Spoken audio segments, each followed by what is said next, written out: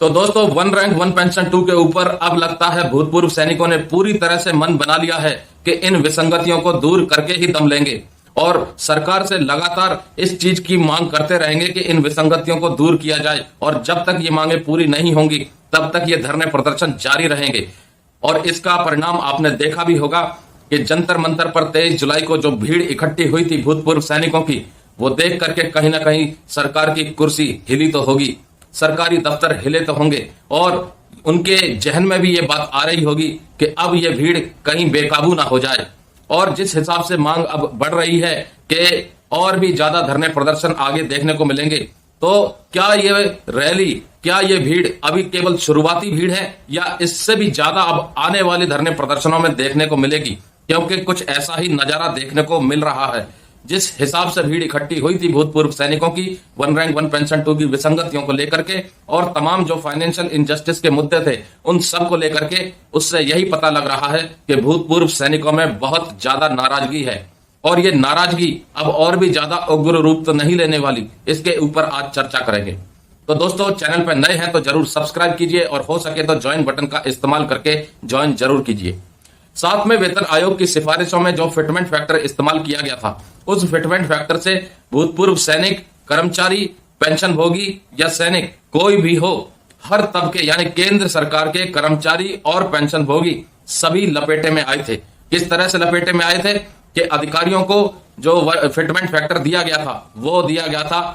2.81 और कर्मचारियों को फिटमेंट दिया गया था 2.57 और यही बहुत बड़ा डिस्क्रिमिनेशन, एक बहुत बड़ा विवाद का रूप ले चुका है। उसके बाद दोस्तों, कई ऐसी पॉलिसियां सरकार ने निकाली जिन पॉलिसियों का विरोध पूरे देश भर के सरकारी कर्मचारी लगभग कर ही रहे हैं, चाहे वो न्यू पेंशन स्कीम को लेकर के हो, चाहे वन रैंक वन पेंशन 2 की विसंगतियों को लेकर के हो, चाहे फिटमेंट फैक्टर को लेकर के हो, चाहे आपका जो 18 महीने का डियरनेस अलाउंस और डियरनेस रिलीफ सरकार ने इस महंगाई के दौर में रोक रखा है उसको लेकर के हो। तो कहीं ना कहीं देश का वो तबका जो कि पूरे देश के सरकारी दफ्तरों को चलाता है, देश की अर्थव्यवस्था को चलाता है और देश को आगे बढ़ाने में एक बहुत बड़ा रोल अदा करता है, वो तबका आज सरकार से मांग कर रहा है कि जो विसंगतियां और जो फाइनेंशियल इनजस्टिस, उनकी पेमेंट, उनकी पेंशन, उनके जो OROP को लेकर के हुए हैं, उनमें जो भी डिस्क्रिपेंसी हैं, जो भी डिस्क्रिमिनेशंस हैं और जो भी विसंगतियां हैं,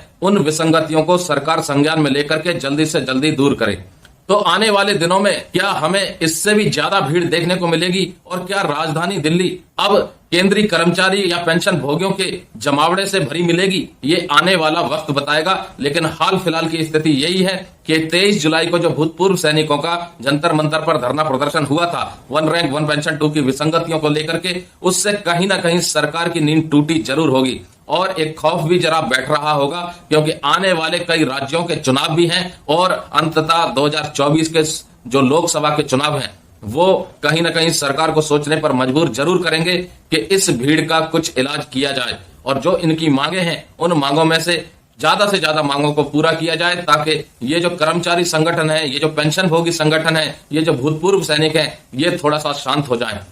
तो दोस्तों, अब वोट बैंक की राजनीति कहीं ना कहीं शुरू होने वाली है। अब विपक्ष अपनी तरफ खींचने की कोशिश करेगा कई लुभावने प्रलोभन दे करके और सरकार अपनी तरफ खींचने की कोशिश करेगी कई लुभावने प्रलोभन दे करके। तो अब देखते हैं दोस्तों आने वाले समय में क्या होता है, क्या ऐलान होते हैं। लेकिन अभी ऐलानों की बात की जाए तो सबसे पहला जो ऐलान होने वाला है वो ऐलान होगा आपका 1 जुलाई 2023 से महंगाई भत्ता और महंगाई राहत को लेकर के। कहा यह भी जा रहा है कहीं ना कहीं चुनाव के मद्देनजर रखते हुए और जो महंगाई का स्तर बढ़ रहा है, लगभग 4 से 5% की महंगाई भत्ते और महंगाई राहत में वृद्धि देखने को जरूर मिलेगी।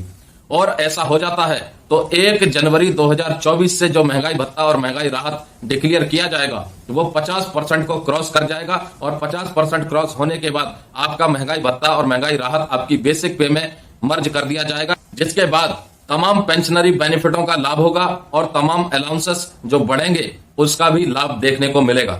तो दोस्तों, ये जो 2 खबर हैं ये बहुत बड़ी खबर है और ये आने वाले समय में सबसे महत्वपूर्ण खबर है। उसके बाद दोस्तों बात कर ली जाए सुप्रीम कोर्ट के वर्डिक्ट और दिल्ली हाई कोर्ट के वर्डिक्ट जो नोशनल इंक्रीमेंट के ऊपर निकला है, उसके ऊपर अभी तक सरकार ने यानी department of personal and training ने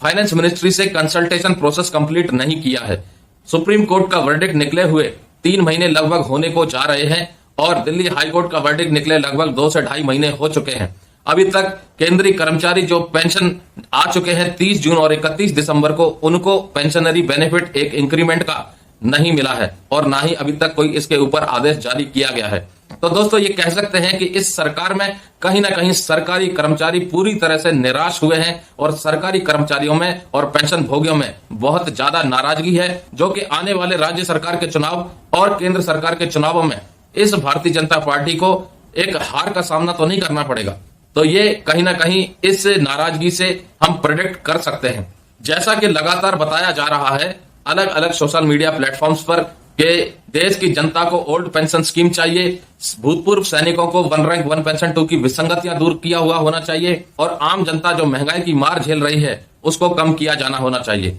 तो अब क्या होगा क्या नहीं होगा ये तो आने वाला वक्त बताएगा, लेकिन अभी का वक्त ये बता रहा है कि देश भर में तमाम सरकारी कर्मचारी पेंशन भोगी बहुत ज्यादा इस सरकार से खफा है और ये नाराजगी आपको दिल्ली में देखने को जरूर मिली होगी और आने वाले महीने यानी अगस्त के महीने में आपको और भी ज्यादा देखने को जरूर मिलेगी, क्योंकि वॉइस ऑफ एक्स-सर्विसमैन की सोसाइटी ने देश के तमाम भूतपूर्व सैनिकों से आह्वान किया है कि वो धरने प्रदर्शन में दिल्ली में रामलीला मैदान में जरूर आए। 6 अगस्त को महारैली निकलने वाली है और इस महारैली में क्या कुछ होने वाला है और इस महारैली के बाद क्या कुछ होगा ये आने वाला वक्त बताएगा, लेकिन इस रैली से